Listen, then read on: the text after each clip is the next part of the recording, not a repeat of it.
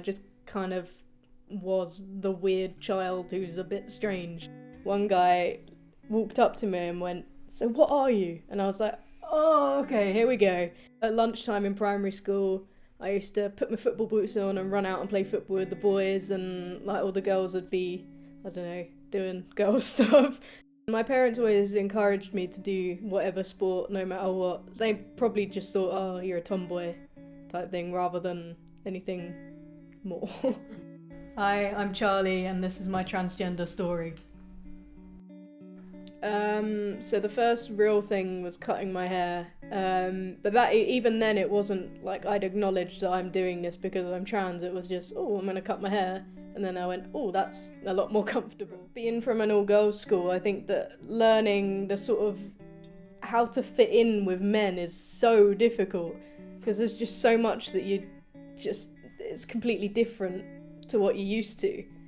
But also, yeah, buying clothes, everything, it's just bizarre. It's like diving headfirst into a completely different universe. I think that going to the doctor and saying, I want a referral to a gender identity clinic, that was horrific. Like, I spent at least 2 months not sleeping because I knew that I had to do this. I intend to start testosterone as soon as possible, but waiting times are crazy, so I'm probably going to have to go private for that, which will cost about £500, but never mind. And eventually, I mean, you have to be on T at least 6 months to get a referral for top surgery, which is to change your chest. So I'll have to wait that one out, but I will be having that. I'm not probably going to have any lower surgeries because the way they are at the moment, just kind of barbaric, and I'm not about that. Having to consider like quite major surgery just to look how I feel is quite a horrible thing. People ask questions because there are things about me that they can tell you're not quite like fully male, which is fair enough because like I'm not on hormones or anything. My voice is quite high, like I have quite a feminine face, so that's fair enough. I think like I accept that that's going to happen, but when I start hormones, if that continues, I'll be a bit annoyed.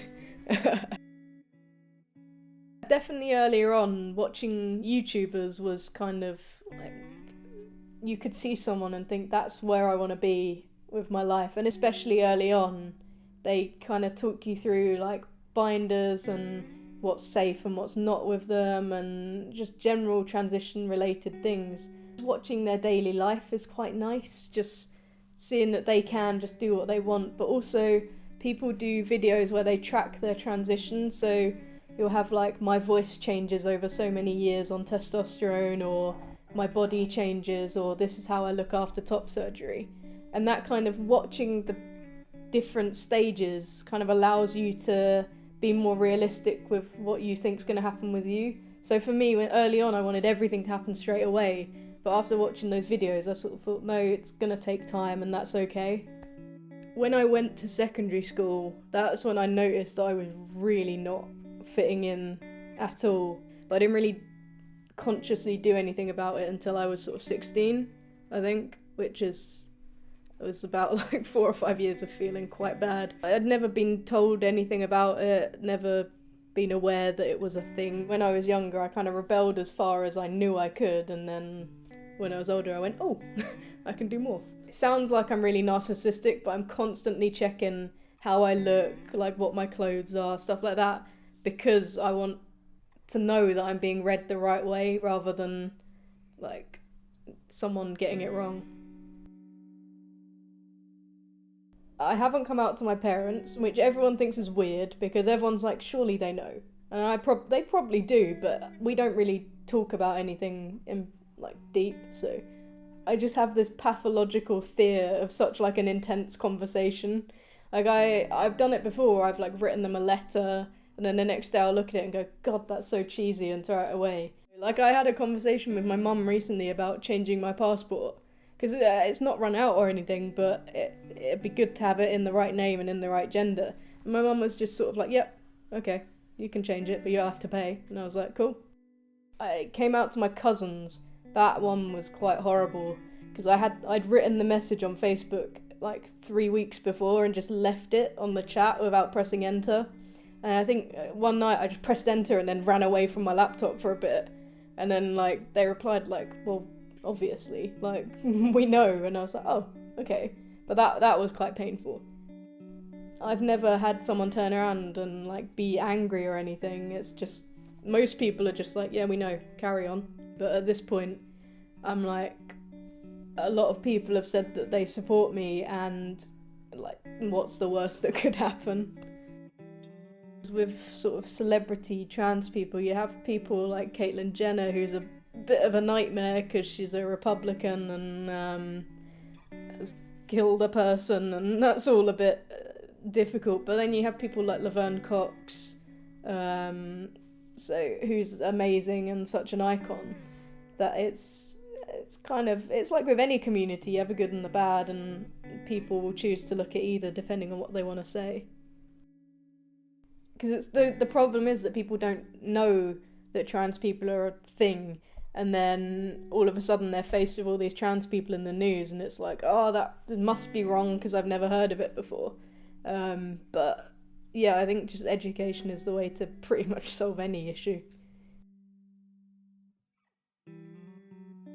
There's a couple of times where like I've gone into the men's toilets and like been a bit threatened and stuff, but it just kind of I don't know, it comes with the territory a little bit. I mean, it's not something that you want to have to deal with, but you kind of have to be realistic and know that you're going to experience this a few times in your life, and you just kind of have to stand up for yourself and that kind of thing. A lot of the time it's like, why are you doing this? Like, can you not just be a lesbian? And you're like, I'm not even, like, nah. It's just difficult, yeah. It's the ones where someone hasn't even considered researching anything, and the question is just so dumb that you don't want to have to answer. I campaigned to get gender-neutral toilets at my uni because I'd seen them at other ones, and like they're just such a basic thing that I just thought, well, why don't we have it? So I think it took about 2 years, and they finally established them as I left. Society is consistently improving on how it sees LGBT people, but I think again it's the kind of lack of education in a lot of cases and rampant religion that can be sort of a bit of an issue. But I think nowadays it's more just getting basic rights to be the same as everyone else. And I think that's more what we look for now, yeah. The concept of being normal is just such a nice thought, and that being in a position where you don't have to fight to be normal would be really useful, I think, yeah. I don't mind looking at pictures up until I was about, 10. That's fine, but from 10 till, 18, it's a bit uncomfortable to look at. Like on Facebook and that, I've deleted everything from before I cut my hair and stuff like that. It's hard to explain because I know I was that person, but I would rather have looked a different way and things like that. So looking back, it's kind of like, oh, that's a bit grim. I kind of feel like if they saw a picture of me before, they'd think, oh, so that's what you were, and it'd kind of undermine my identity as it is now. I don't know. I'd definitely be a different person if I had transitioned at a younger age. And I think now especially there's a whole thing in the trans community of trans men are incredibly good feminists because, we know what it's like. And I think that if I'd have transitioned younger, I might have been different to how I am now. I don't particularly have any goals of being the ultimate trans. I don't think that's a thing that anyone wants. Just having a relatively normal life would be quite nice.